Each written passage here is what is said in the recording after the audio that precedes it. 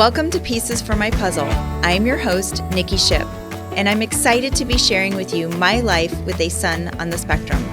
This podcast is for anyone who is looking for quick tips and perspective, but most of all, for hope and inspiration.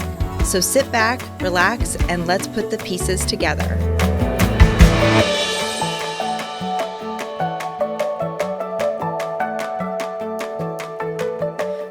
And welcome back to Pieces for My Puzzle. My name is Nikki Shipp, and I am your puzzle extraordinaire for this podcast episode.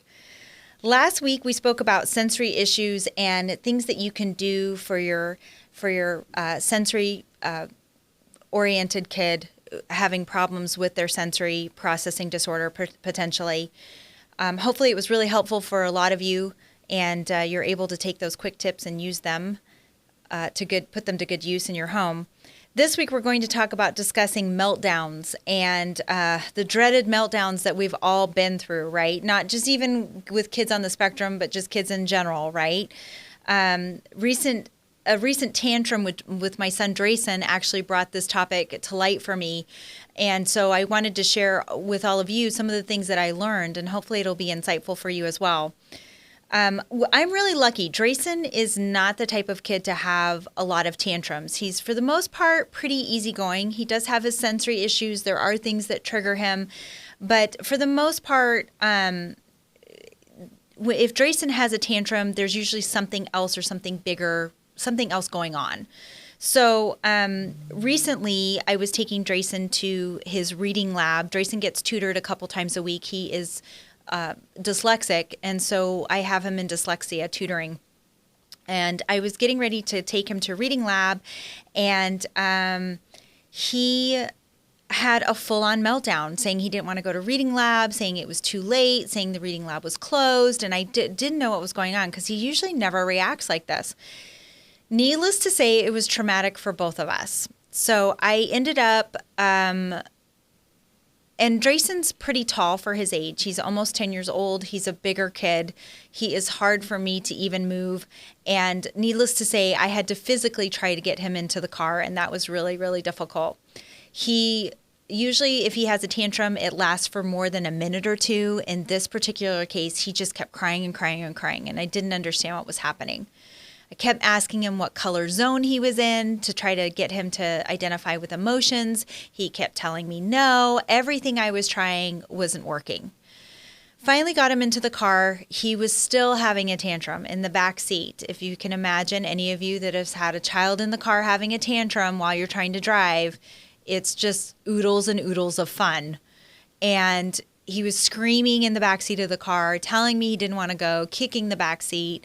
And finally, I told him, I kept just saying to him, I know you're angry, but I don't understand why. Here's the deal. Drayson is partially nonverbal. He speaks, but he doesn't always communicate about how he's feeling. But I do have to realize that he understands more than what I think he does sometimes. So I just kept telling him, I can't help you if I don't know what's wrong. You have to tell me what's wrong. And kept screaming more, and finally I just let him have the tantrum. I drove the whole way there quietly as he continued to tell me that I was just, no mom, and I think he even called me a liar. I don't know why, but he called me a liar. He was trying to get out of any possible scenario he could get out of, he was trying to get out of it. So, and sometimes it's hard to know if it's a manipulation, like do they just not want to do it, or if there's something really wrong. Well, what ended up happening was right before we pulled up, he told me that his reading lab teacher was angry. And I said, did she get angry at you last visit? He said, yes. And I said, did you do something wrong? And he said, yes. That's all that I knew. That's all the information I only had. And I said, sweetheart, I'm sure she's going to be excited to see you. So let's just go talk to her and find out. He continued to stay in the back seat of the car, but I didn't want to let up that I didn't want to let up that he was going to get out of going to his tutoring or his therapy. I wanted to stick with it to let him know that he wasn't going to get out of it. And so that was very, very difficult in the midst of a tantrum. I ended up going in and talking to her, and come to find out he had had a little bit of an outburst at the session before, and he went to grab for her, and she just said, "No, I'm sorry, we don't do that." That's what he thought she was upset at. And she said, "I didn't think I raised my voice, but maybe I did, but I was tried to stay really calm, and I just showed him that I wasn't upset." He was still thinking about that experience all the way up until when we got there. So she came out, she told him that she wasn't mad, she told him that she wasn't angry. He was continued to cry, and when he finally started to calm down, he still didn't want to go inside. So what did we do? She sat in the back seat of my car with my son and had a full-on tutoring session for his dyslexia in the back seat of my car. So was not the most conventional of things, but it worked, and we were able to get through session, and he was fine. By the time we left, he was fine. And so after he had had that tantrum, later on, after we returned home, I talked to him a little bit more while he was calm about, how he needed to try to tell somebody what was wrong if something was bothering him. And so that's kind of what sparked the tantrum. I think he was just feeling worried and afraid to see her after that whole incident had occurred a couple days prior. So needless to say, these types of situations can become really upsetting for your child who isn't communicating very well, and also for the parent, because you're trying to figure out what's wrong, and then you're also trying to figure out how to just calm them down. So how can you help keep your child calm in a situation? So I ended up, of course, with my research brain, pulling a bunch of ideas so that I have things next time ready in the vault, ready to go for when we potentially have another one of these outbreaks or tantrums. So like I said, they don't really happen very often with Drayson, but when they do, it's really hard for us to identify what's going on. So just always remember, something that I've learned, though, too, over the years is that autistic children aren't crying or wailing or flailing or having outbursts to get at you. It's not personal. They're not trying to get at you. They're not trying to take it out on you personally.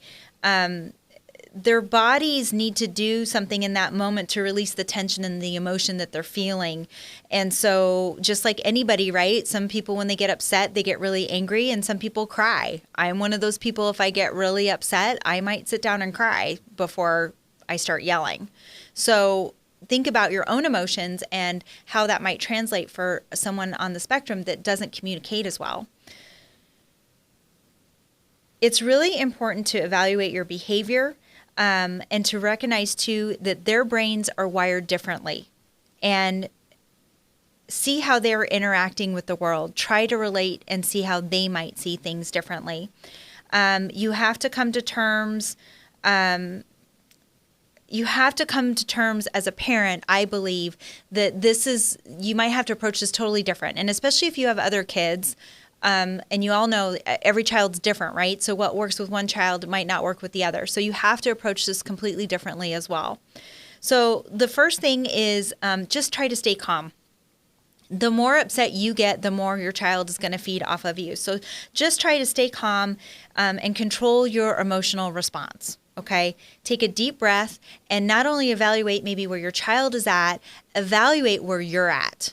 Okay, because if you've had an off day, or if you've had a rough day at work, or something has been stressing you out, your response might be different compared to, let's say you had a great day and everything was wonderful throughout your day. So your response might be different. So gauge where you're at mentally as well.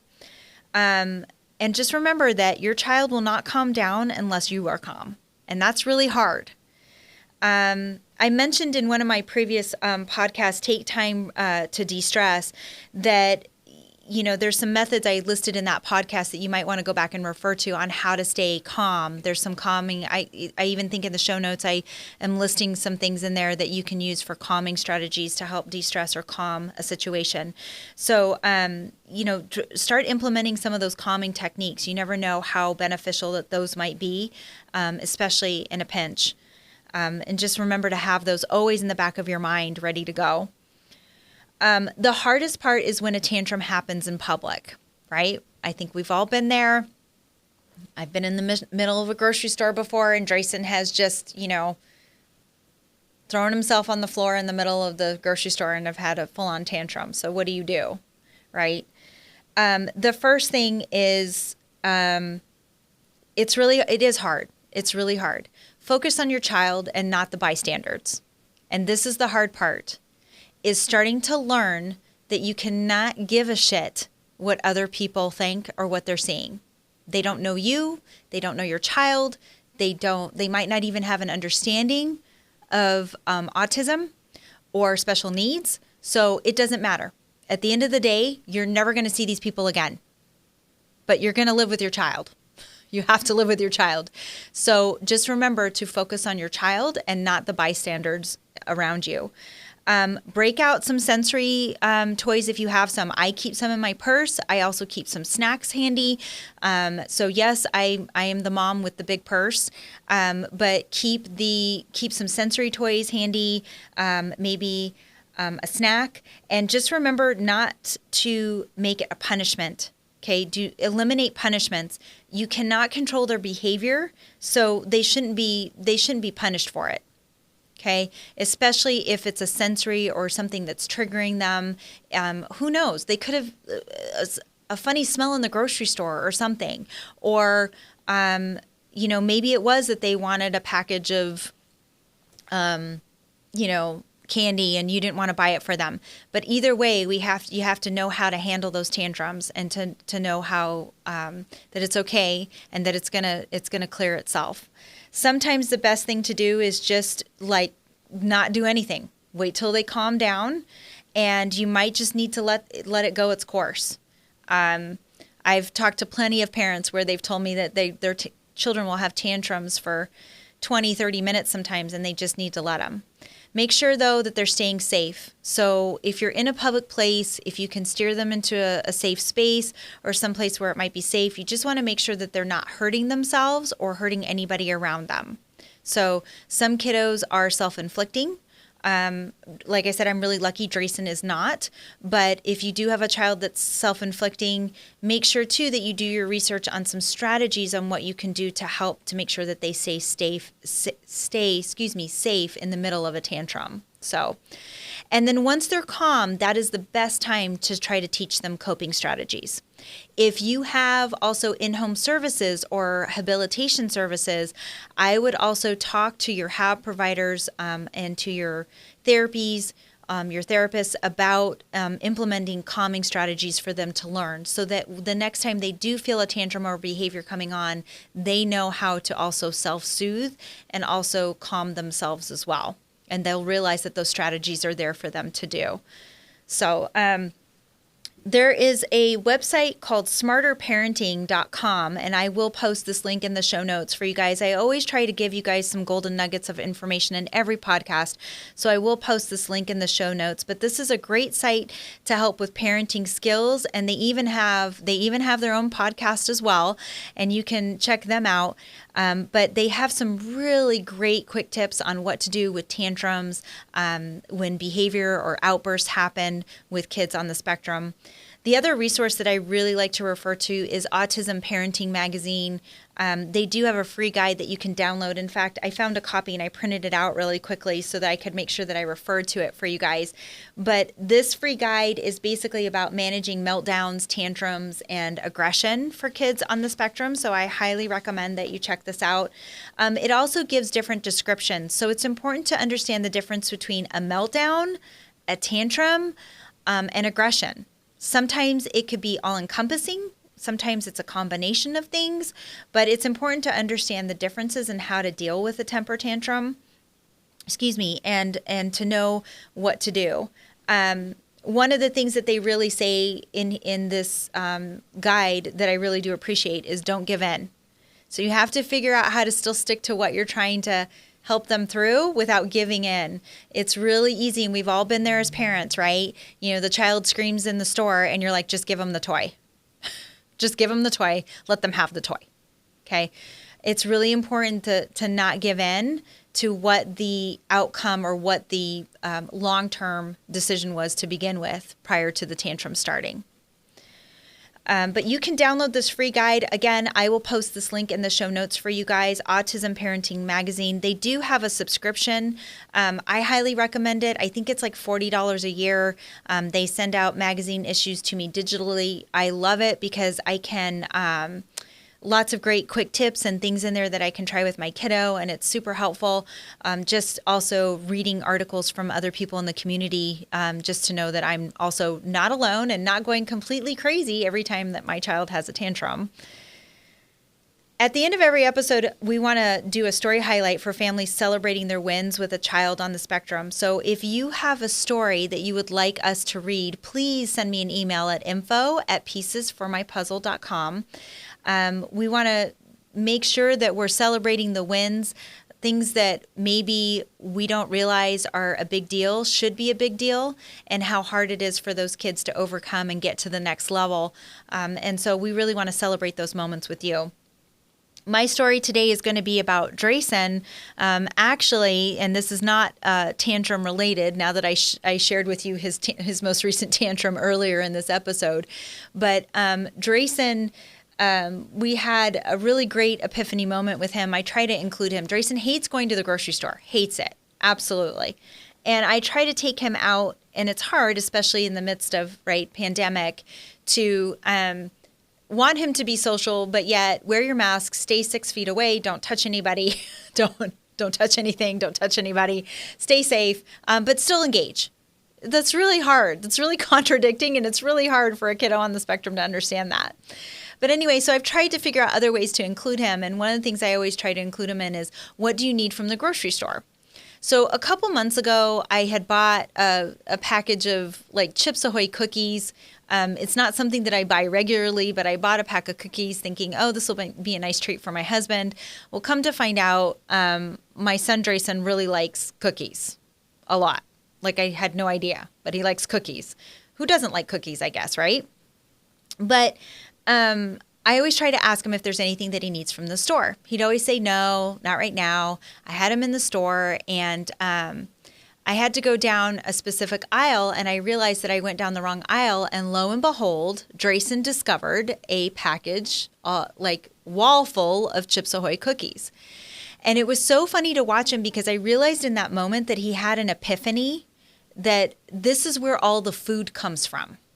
This is where I can get any type of food I want at the grocery store.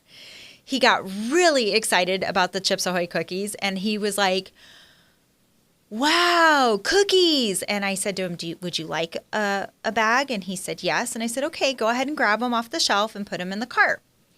Well, that sparked a whole nother thing. Before I knew it, we were going down each aisle, and I realized that pretty much anything he wanted, he was realizing he could put in the cart. Being that he had just had this epiphany, and I was so excited that he was actually doing something and engaging and realizing that, this was an option, I think I spent an extra $75 in groceries that day. I let the kid buy whatever he wanted. So it was not the best in foods, but I really didn't care. So it was pretty funny. So we went down another aisle. I think he grabbed Cheez-Its and then some Wheat Thins, and he was super excited about all of it.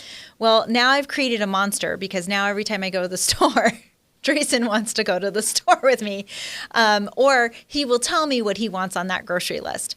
So needless to say, we are regularly buying cookies now in our home, but I am very grateful for that experience because it's allowed me to open up some communication with him. It's allowed him to express things that he likes and that he wants.